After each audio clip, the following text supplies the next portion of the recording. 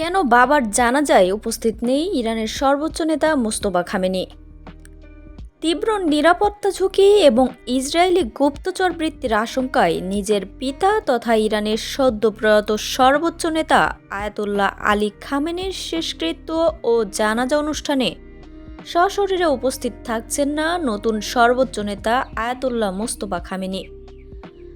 ভারতে নিযুক্ত তার বিশেষ প্রতিনিধি আয়াতুল্লাহ হাকিম এলাহি সংবাদ সংস্থা এএনআইকে এই তথ্য নিশ্চিত করেছেন। আয়াতুল্লাহ হাকিম এলাহি জানান, ইসরায়েলের অব্যাহত হুমকি ও ড্রোন নজরদারির কারণে এই মুহূর্তে মোস্তফা খামেনির জনসমক্ষে আসা অত্যন্ত বিপজ্জনক।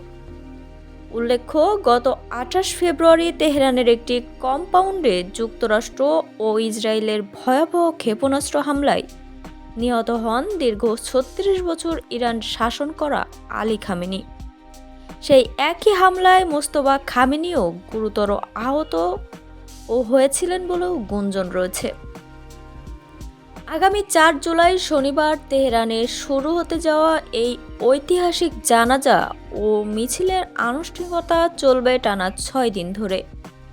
এরপর আগামী ৯ জুলাই উত্তর পূর্বাঞ্চলের পবিত্র নগরী মাশহাদে দাফনের মাধ্যমে এই রাষ্ট্রীয় বিদায় পর্বের সমাপ্তি ঘটবে। ৭ জুলাই শিয়াদের অন্যতম পবিত্র শহর কোমেও বিশেষ ধর্মীয় আচার অনুষ্ঠানের আয়োজন করা হয়েছে।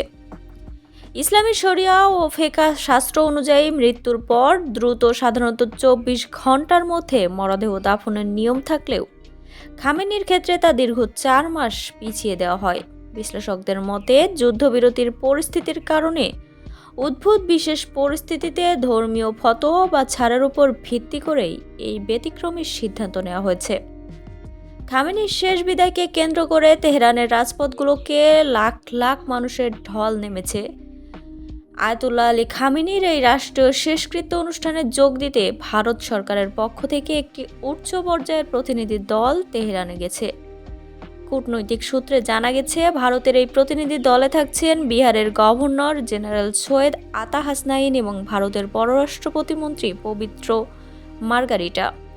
এছাড়া দেশের অন্যতম প্রধান রাজনৈতিক দল কংগ্রেসের পক্ষ থেকে দলটির বর্ষিয়ান নেতা সাবেক পররাষ্ট্রমন্ত্রী সালমান খুরশিদও এই দাফন প্রক্রিয়ায় অংশ নেবেন। ইরানের প্রেসিডেন্ট মাসুদ পেজেশকিয়ান ভারতের প্রধানমন্ত্রী নরেন্দ্র মোদীকে ব্যক্তিগতভাবে আমন্ত্রণ জানালেও চলমান ভূ রাজনৈতিক সমীকরণের কারণে প্রধানমন্ত্রী নিজে সফরে যাচ্ছেন না। গত মাসে ইরান মার্কিন যুক্তরাষ্ট্রের মধ্যে একটি বহুল আলোচিত শান্তি চুক্তি স্বাক্ষরিত হলেও মধ্যপ্রাচ্যে এখনও দুই পক্ষের মধ্যে চোরা হামলা পাল্টা হামলা অব্যাহত।